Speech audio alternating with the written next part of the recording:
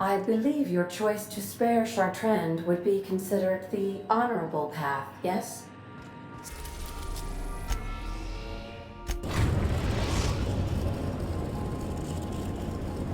We've arrived at the Groundbreaker.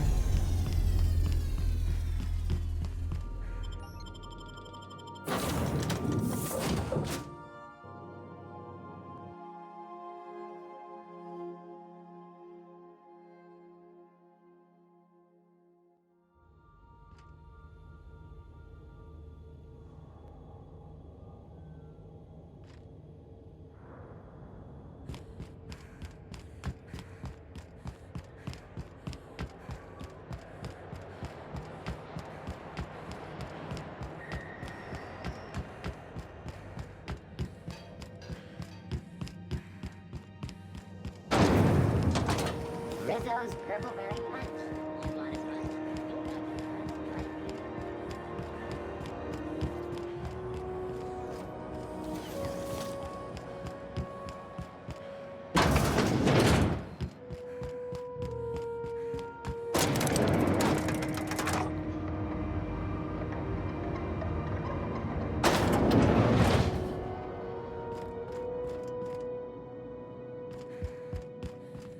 Is it done? Well, damn. Contractor grew a conscience. As your employer, I'm both angry and disappointed. I'll add that to your file. Technically, I owe you an exit interview. Care to justify your betrayal of our species? Or are we finished here?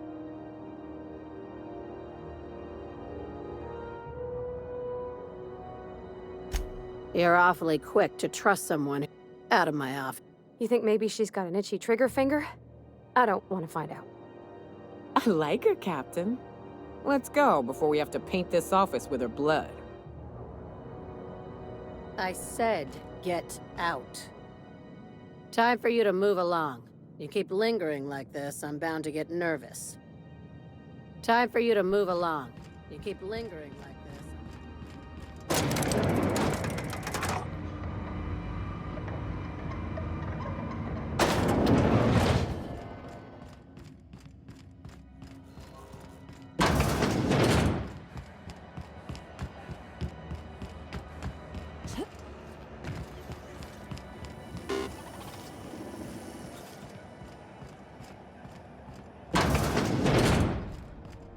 This is Halcyon News. We interrupt your regularly scheduled advertisement for the following story. Remember Auntie Cleo? Because she remembers you. Hello. Welcome to the office of the... How might I... My sincerest apologies, but I'm afraid I...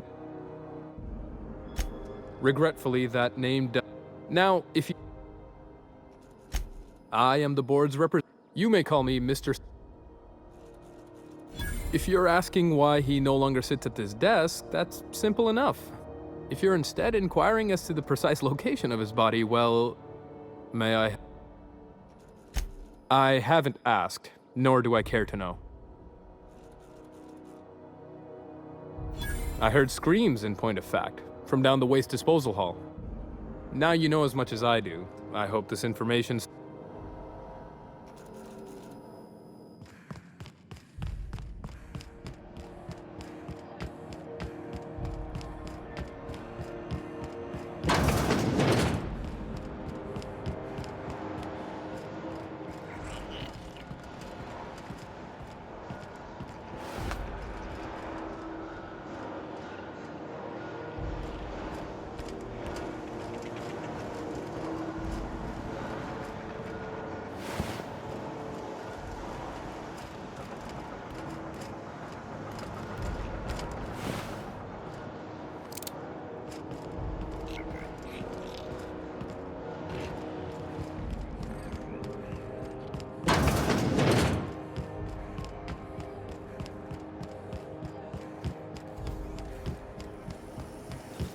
Renegade scientists being as well has been captured. They fell by the pump. The ship's grounding something fierce. You're right. No kidding, huh? That sure gives me some breathing room. The board wants control over Groundbreaker, and leeches like Udam Bedford will do anything to please their corporate masters.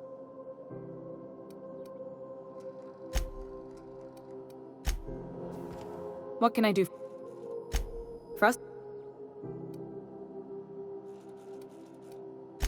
You've got... This is House. Renegade scientists being as well has been captured.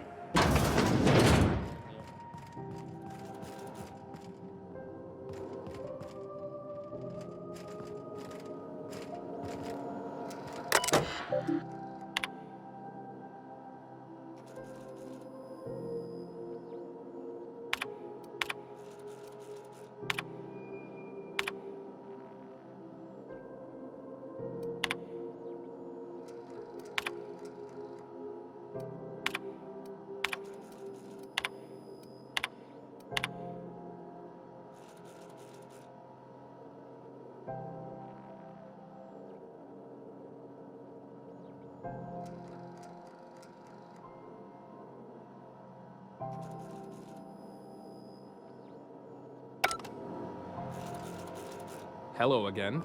I haven't a moment to spare for you just now. Please do return at another time. The last day of this posting can't come soon enough.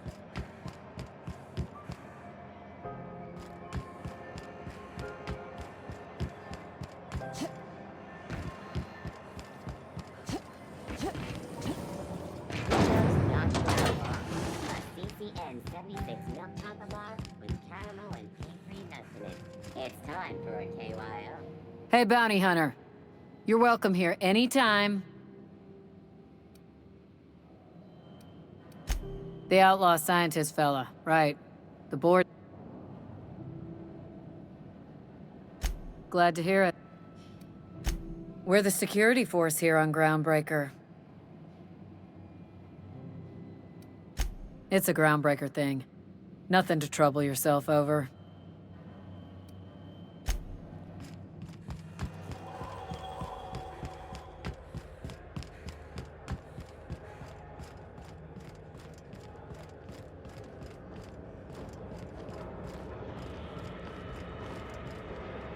Carry on.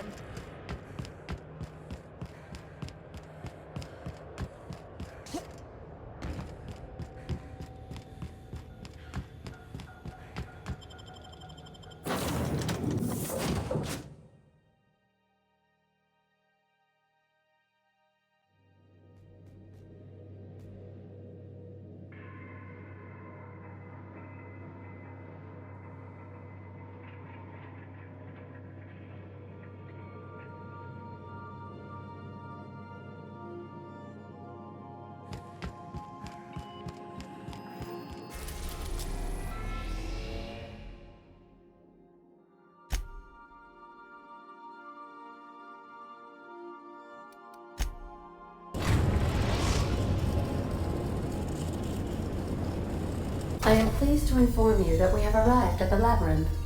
Please be advised that electrical storms on the surface of Tartarus make departure impossible at this time. Resident count is as follows: 3,071. Resident deaths, including but not limited to executions, are as follows: 1,684. Resident escapes are as follows: 0. The interior can be chilly. Take a scarf with you, Captain. I would also ask that you leave your captain's ID with me, in the event that you do not return. I can make the assurance that I will not leave with another captain unless you do not return within 876,541,652 hours. Oh, speak of the devil. Captain, I am receiving a transmission from the prison's docking authority now. Attention, unauthorized spacecraft. This is a maximum security installation. Your presence here is an explicit violation of UDL corporate policy.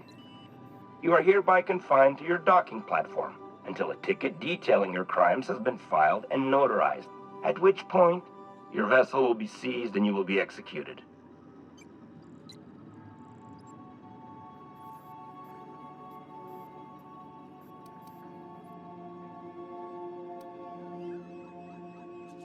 Your ship is not permitted to leave until you remit payment for your fines and submit yourself to execution. Only after... Captain, I would not recommend...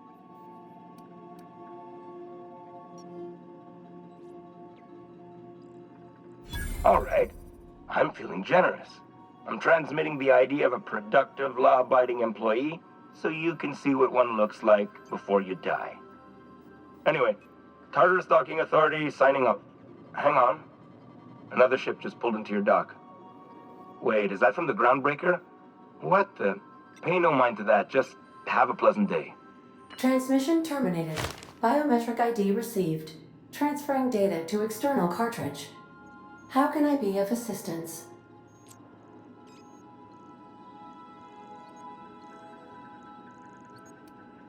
Take care. I require a functioning captain to run the ship.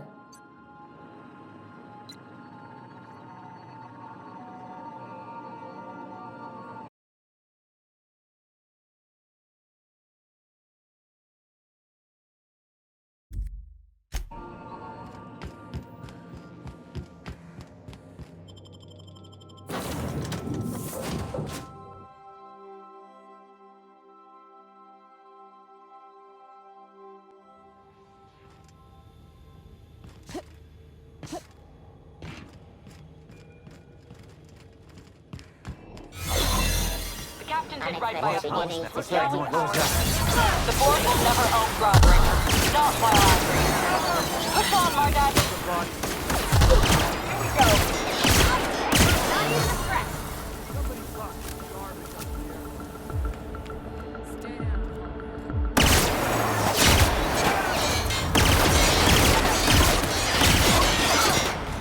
Everyone all right?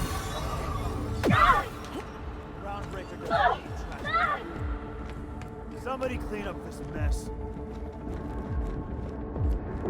What's that? Open fire! I'm gonna take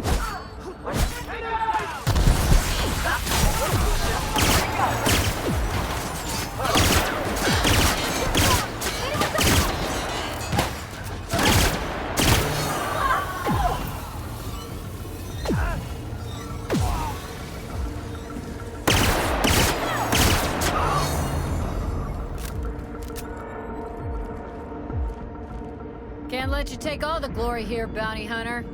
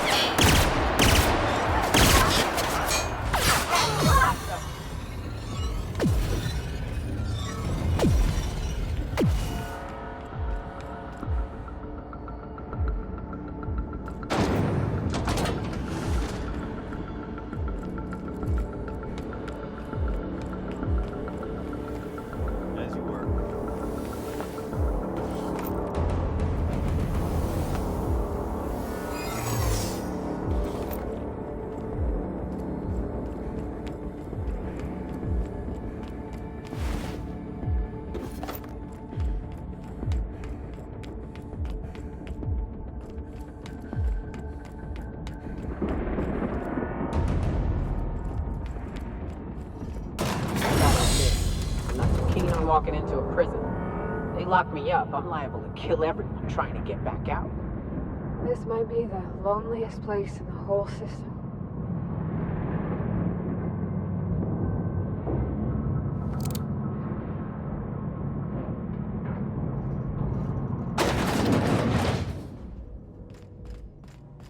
Let's look around.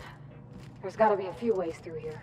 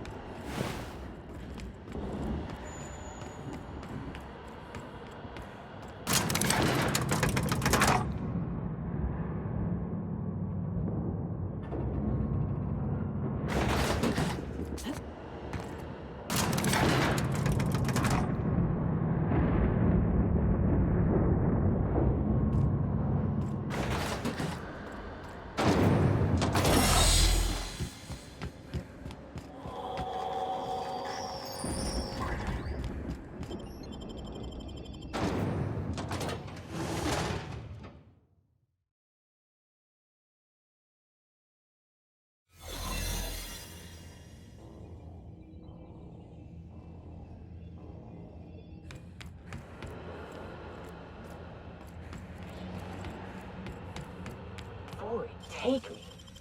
The chasm outside still a baby. This makes me nauseous.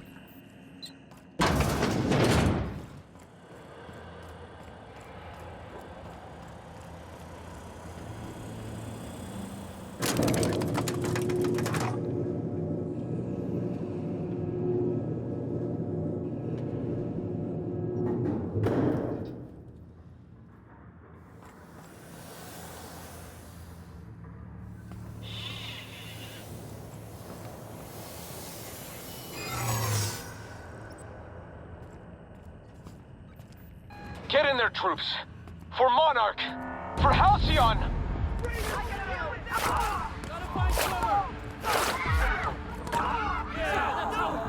Somebody kill this asshole! Take him down!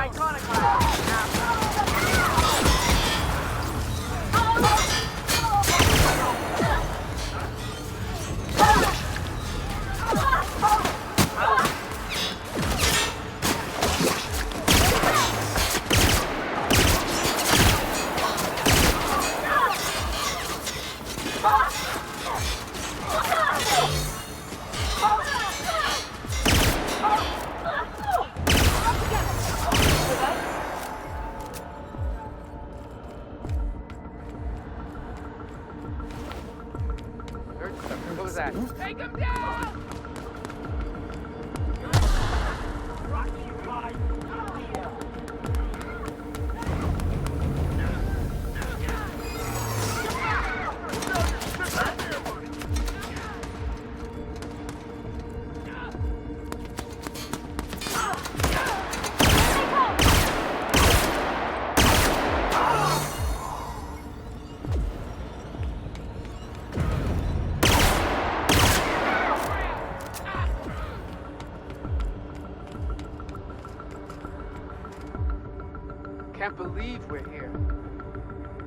Captain, good to see you.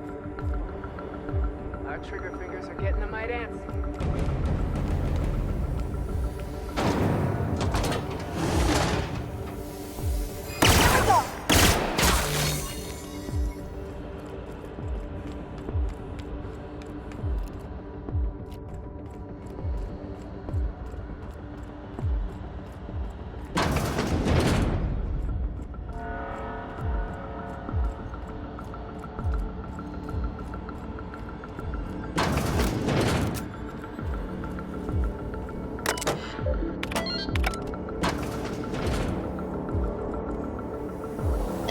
Well, look who it is.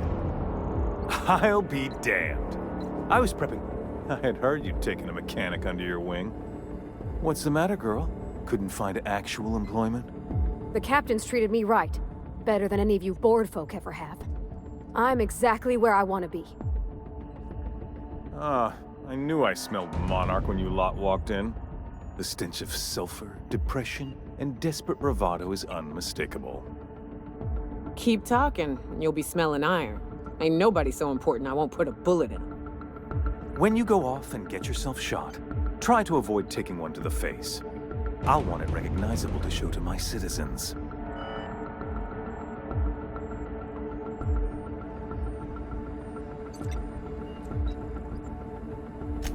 My word! You've correctly identified the most recognizable man in the colony. Remarkable. It's a wonder what Phineas saw in you. Then again, he's an insane person. Thankfully, he's our insane person now. A proper company man.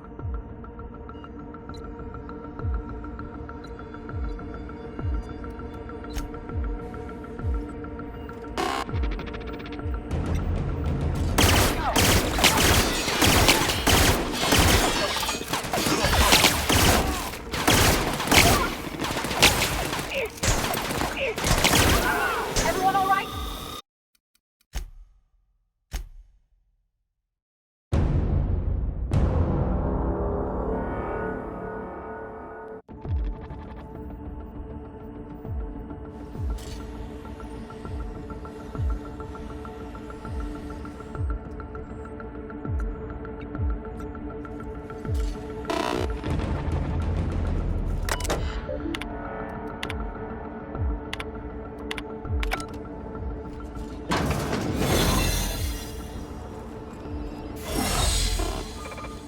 I've got work to do.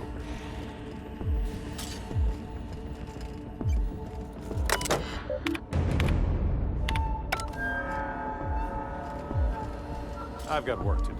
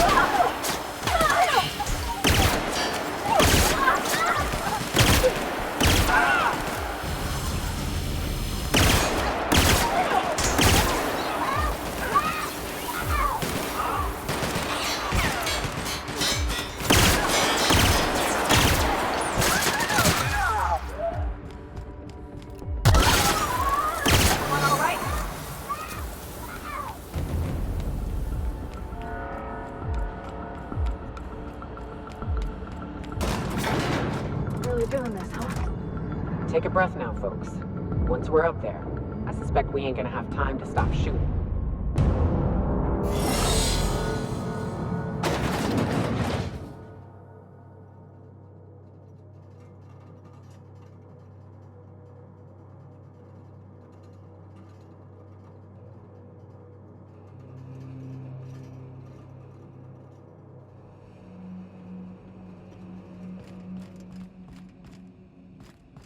Captain, You have an uncanny talent for complicating my life.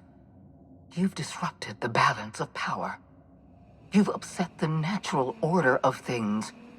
You've introduced uncertainty, and there is nothing I despise more than uncertainty.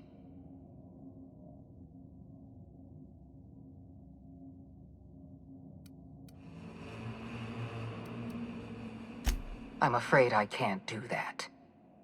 I'm aware of your diplomatic talents, Captain.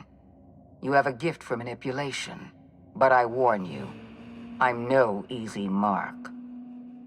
For all your talents, you are the enemy of Halcyon, and therefore you are my enemy.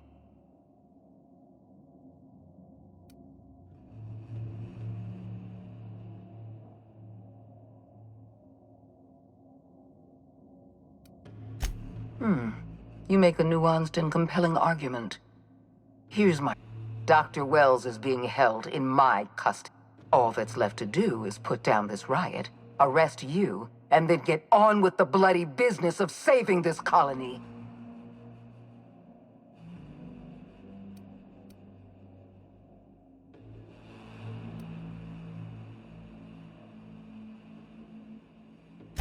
In that we are in agreement. An end to violence is precisely what I want. An end to chaos. I take no pleasure in this, you know. I say leaving you alive is too great a risk. Fair enough. This prison is equipped with an automechanical warden. I've had it programmed to eliminate you. And don't worry.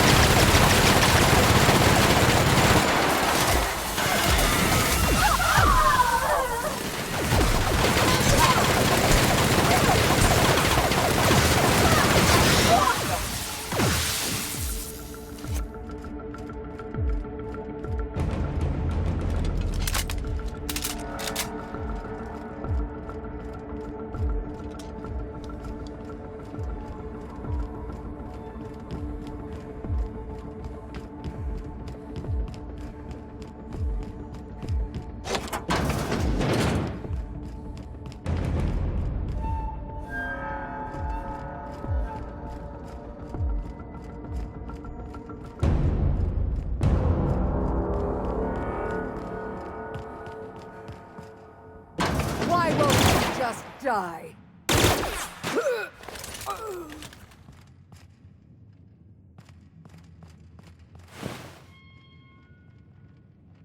Get me out of here!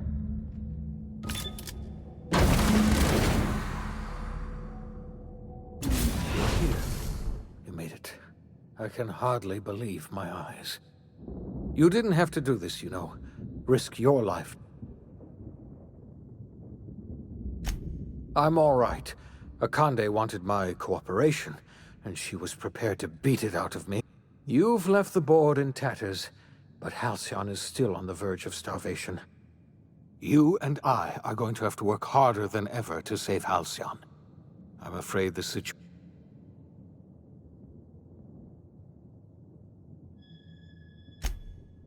Earth has gone dark. We haven't received a single message in 3 years. There's been no communication, no signals, nothing. 2 years ago, the Earth's Directorate's frigate disappeared on their way back to Earth. We don't know what they discovered when they arrived, or if they arrived at all. So we've got to make do on our own. Seems to me that'll make us stronger in the end anyhow. You're quite right. We've got no choice but to make do on our own. You mean... we're all alone out here? Really alone? I'm afraid so, Miss Holcomb. Halcyon is the only home we have left. Returning to Earth is no longer an option. Earth isn't going to help us. No one's going to help us now. We're alone out here, and I don't know if we're going to survive. I had hoped your fellow colonists might hold the key to saving Halcyon, but I don't have nearly enough chemicals to... I'll do what I can. It's time I return to my lab. I'll try to save as many of the Hope's colonists as I can. You're...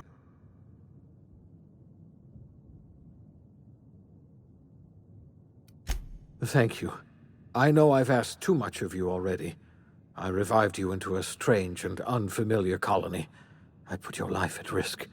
I made you an accomplice to my own ends. We were going to save this colony, you know. Now, I don't know what to think. Earth is gone. I always suspected Halcyon might collapse one day.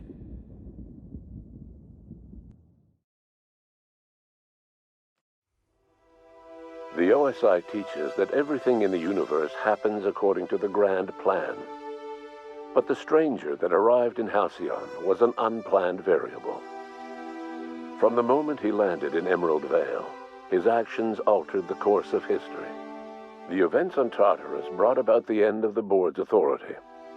But the Board's mistakes would haunt the colony for decades to come. The damage they left behind would require the work of a generation to repair. Dr. Phineas Wells began reviving a handful of the Hope's colonists. Engineers, scientists, technicians, and intellectuals. They were among the brightest minds the Earth had ever sent out into the stars. The Hope scientists and engineers woke up in a colony descending headlong into total collapse. With no way to return to Earth, they had no choice but to band together and devote themselves to the cause of saving Halcyon. The people of Halcyon were nothing if not hardy. In the absence of the Board's authority, many of the colony's settlements banded together with a single purpose in mind: survival. Life was especially hard in the years to come. Some towns dissolved by attrition and starvation, but most of them found a way to carry on.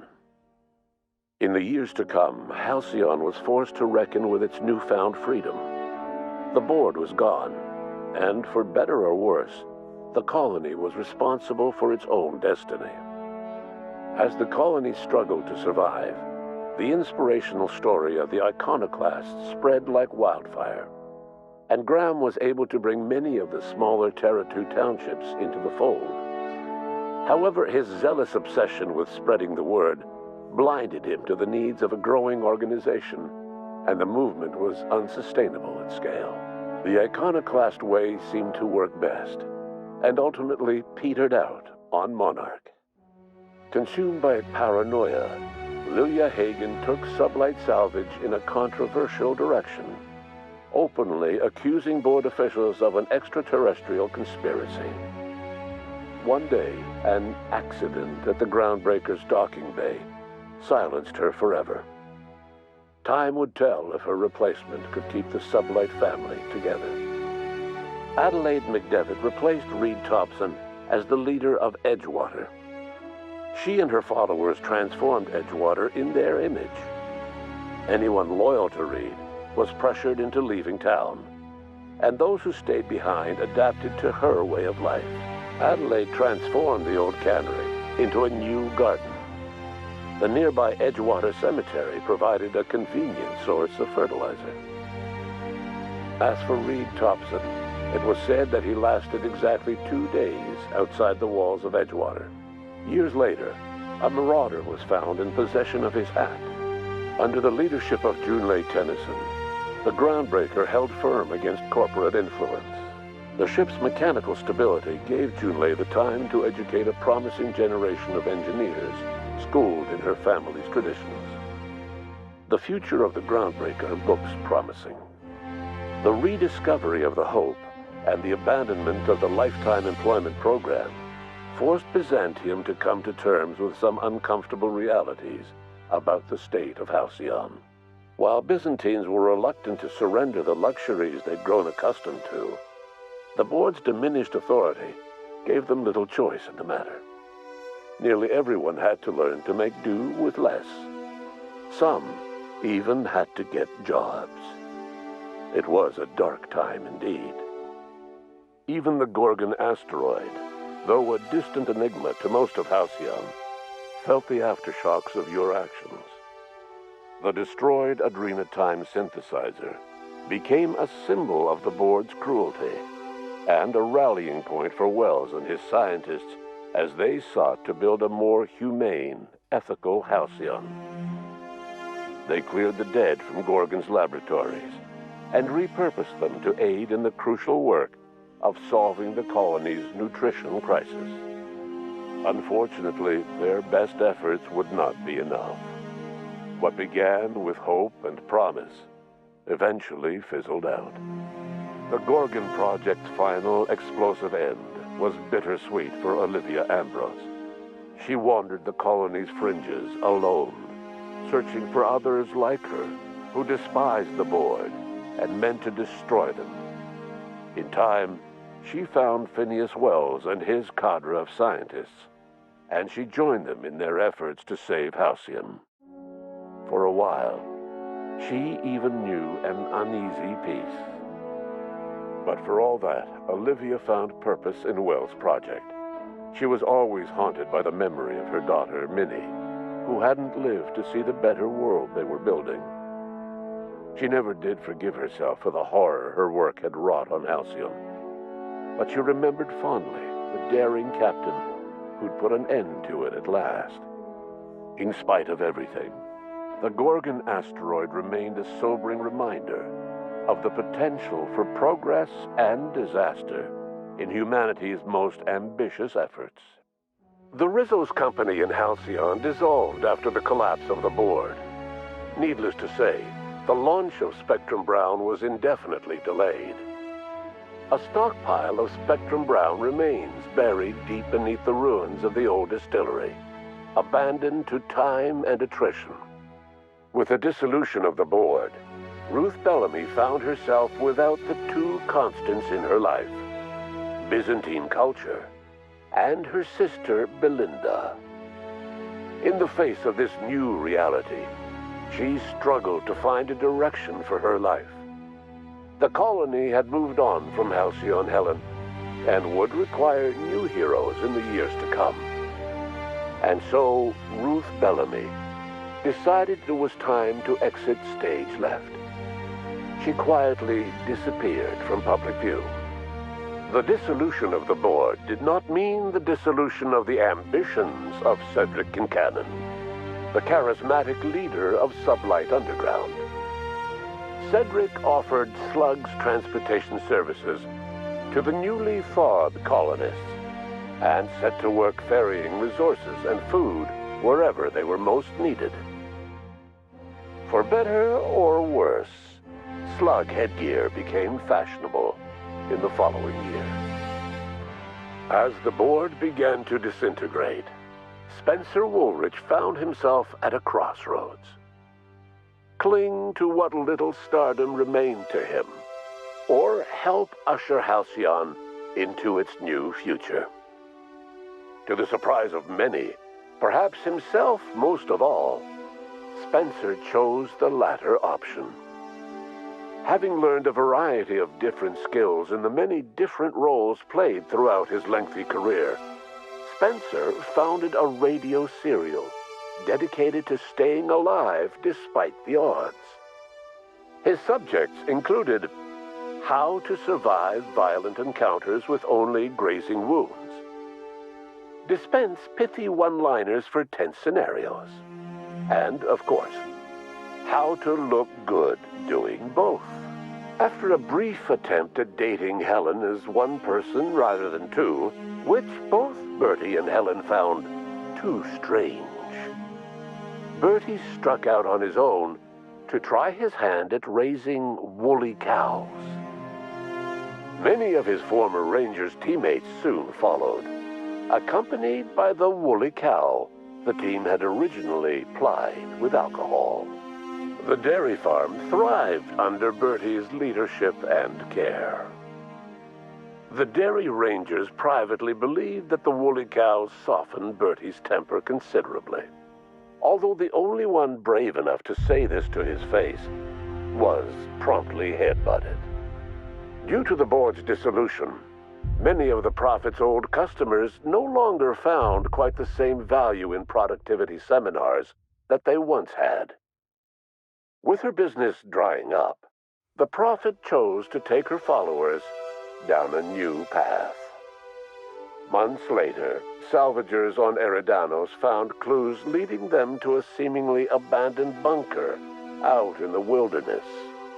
Inside, they discovered horribly mangled corpses, sacrificed to a blood-scrawled portrait of a sprat-headed deity. The Prophet was not among the bodies. Your influence shifted Ellie's perspective. She finally admitted, albeit grudgingly, that she just might need other people. Sometimes. With a steady income from the life insurance payouts, she was finally able to afford a ship of her own. She hired a small crew and flew supply missions to communities on the fringe. Some of them were even legal. Life in Halcyon was sobering for Felix Millstone. The grand revolution he dreamed of never came. There was no great awakening for the colony, no celebrations in the streets. There was only the hard, desperate work of trying to repair a broken colony. Felix never had a head for numbers, but if there was labor to be done, he was there to help. Eventually, Felix realized that the work of a revolution was done with two hands. As much as he enjoyed his adventures aboard the Unreliable, the vicar, known as Max, eventually decided that it was time to move on, to live out the life he had sought so long to create. He knew there were many in the colony who carried burdens much worse than the ones he had struggled with, and he devoted himself to easing their suffering wherever he could. He only ever took up arms again to defend the defenseless. Unshackled from a lifetime of striving and fighting the universe and himself, Vicar Maximilian de Soto was finally at peace. Though Parvati eventually grew comfortable aboard the Unreliable, she never quite came out of her shell. She seemed to prefer the company of Ada to the crew, and she could often be found neck-deep in cables and grease, telling Ada funny stories from her childhood. While the colony fell into chaos, she found an island of relative peace with Ada, and they formed an unusual bond. She decided to remain aboard the Unreliable permanently as its chief and sole engineer. Nyoka returned to Monarch to take another crack at making a permanent life for herself. She formed the Charon Group, a mercenary outfit of ragtag survivalists and wilderness experts. Anyone in need of a guide or just looking to throw back a beer and swap stories could find her camping on the trail or clearing an infestation. The SAM unit that accompanied you spread awareness of the product line's superior sanitation and maintenance capabilities across what was left of the colony. This led to a boost in SAM unit sales. Did you know that SAM units are the longest-lasting, toughest-acting cleaning solution in Halcyon? Minister Clark was released from house arrest, and his contact with you gave him a sense of renewed purpose and vigor. Once it became clear that no help would be coming from Earth, he threw his considerable efforts and talents into helping Halcyon manage the crisis before it. As for Dr. Phineas Wells, he spent his remaining years in his orbital lab. He was never able to come to terms with his own past, troubled by the decision of placing all his faith in the first colonist he ever revived, the infamous captain of the Unreliable. The revival project yielded mixed results. Phineas, weighed down by limited support and his own guilt, struggled to revive more than a handful of scientists and engineers. They made a heroic effort to solve the colony's problems, but with small numbers and facing long odds, their solutions never caught on.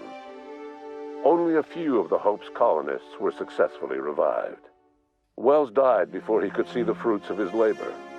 He passed away a haunted man, crushed by the guilt of his failures. Small, petty factions squabble over what remains of the colony. Every attempt to reach out to Halcyon's neighbors is met with silence. And what about you, the unplanned variable in the history of Halcyon? Long after Wells passed away, you carried on his work with more energy, determination, and brilliance than he could ever muster. The years that followed were hard, but Halcyon survived by the efforts of the Hope's most promising colonists, the greatest of which was you. No one knows what's happened to Earth, and no one knows what the future has in store for Halcyon. All we know for certain is this: the name of the Unreliable and that of its intrepid captain will remain the subject of countless stories for years to come.